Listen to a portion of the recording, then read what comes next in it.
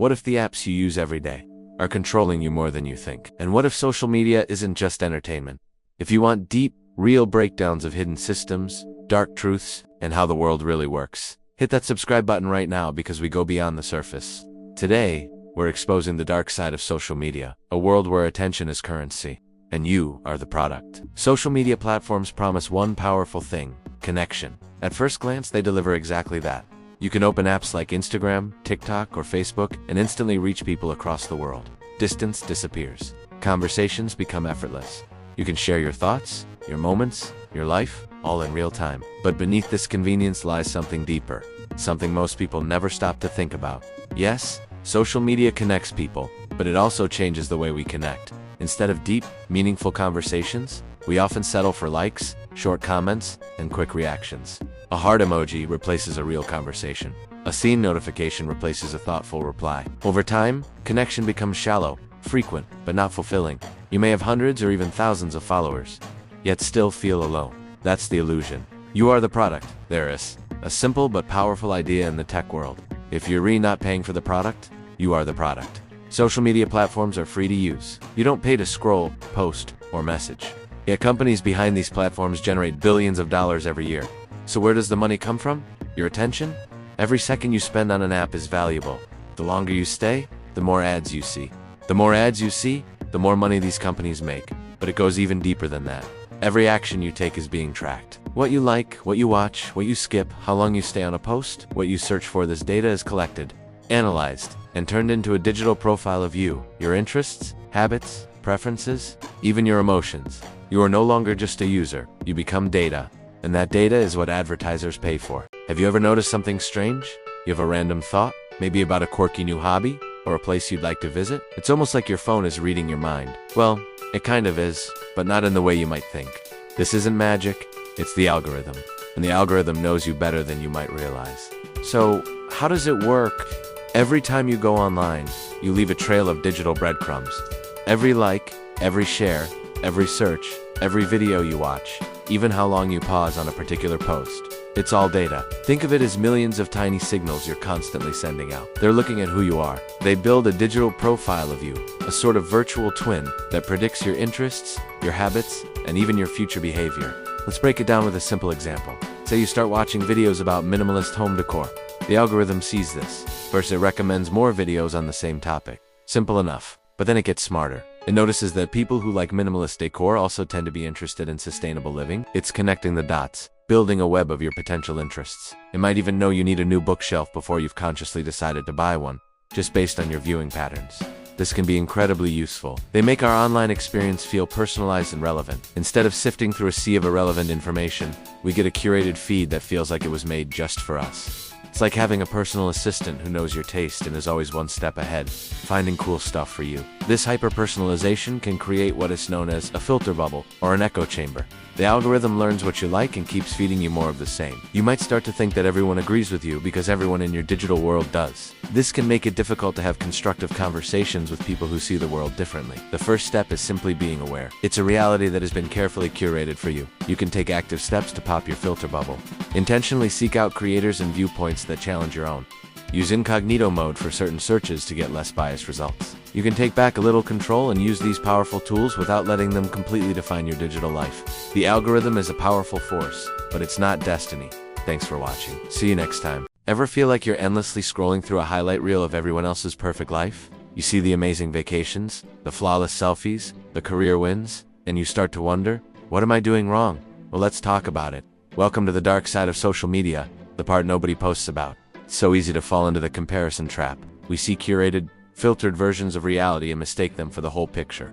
This constant comparison can chip away at our self-esteem, making us feel inadequate or like we're falling behind. Studies have even linked excessive social media use to increased feelings of anxiety and depression. It's designed to be addictive, with notifications and infinite scrolling keeping us hooked, pulling us away from real-life connections and experiences. Then there's the pressure to perform. The need to present a perfect online persona can be exhausting.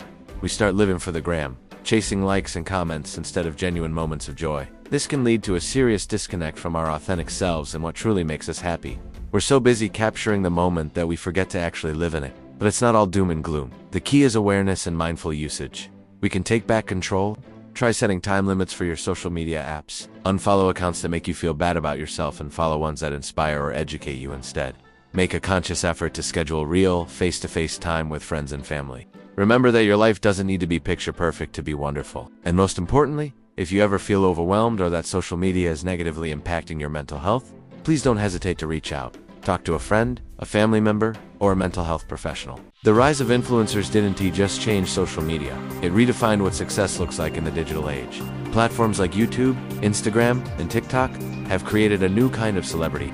Unlike traditional fame, where actors or musicians relied on studios and production houses, influencers build their own personal brands from scratch. They control their content, their image, and often their income streams.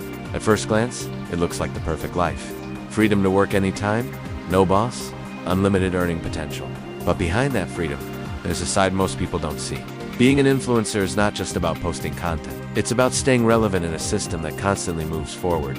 Trends change overnight. What works today might fail tomorrow. And because of this, influencers live under constant pressure. They have to keep posting, not because they want to, but because they have to. If they stop, even for a short time, engagement drops. The algorithm stops pushing their content. Followers lose interest. And slowly, their presence fades. This creates a cycle where taking a break feels risky. On top of that, there's the fear of losing relevance. Social media is crowded. Millions of creators are competing for the same attention. Every day, new faces appear, new trends emerge, and audiences move on quickly. So influencers are always thinking, what if I get replaced? And then there's the algorithm, the invisible force that controls everything. No one fully understands it, yet everyone depends on it. A small change in how content is recommended can destroy months or even years of growth. One day, a creator is getting millions of views. The next, their content barely reaches their own followers. This uncertainty creates stress that most viewers never notice. What looks like freedom slowly becomes a trap. Viral content versus reality. Social media doesn't reward truth, it rewards attention.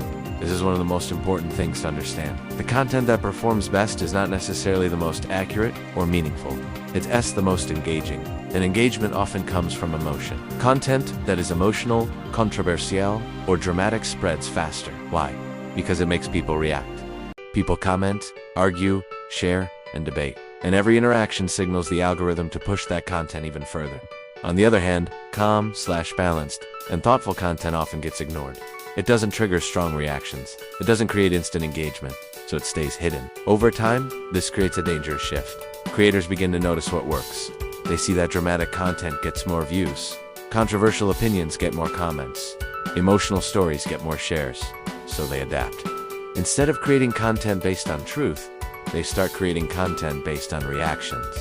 This is where reality begins to distort. For example, a small issue might be exaggerated to make it seem bigger.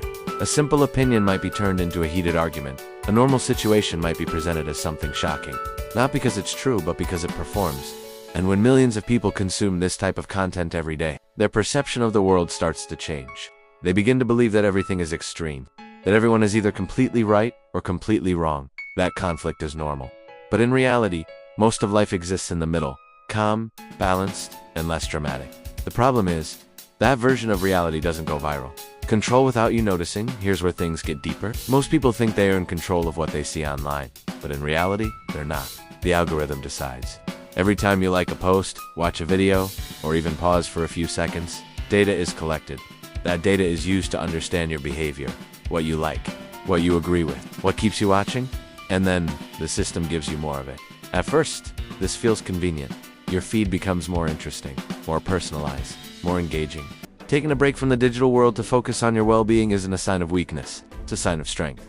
Your mental health matters more than any like or follow. Thanks for watching. Let's try to be more real, both online and off.